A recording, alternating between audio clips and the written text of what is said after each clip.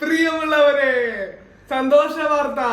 Olympics വേദിയിൽ നിന്ന് കഴിഞ്ഞ ഒളിമ്പിക്സിലെ വെങ്കല മെഡൽ ജേതാക്കളായ ഇന്ത്യ ന്യൂസിലൻഡിനെ 3-2 തോൽപ്പിച്ച് ഒളിമ്പിക്സ് ക്യാമ്പയിന് വിജയത്തുടക്കം. ശക്തമായ പോരാട്ടമായിരുന്നു.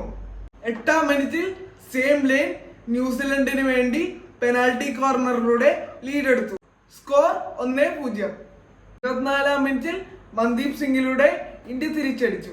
സ്കോർ 1-1.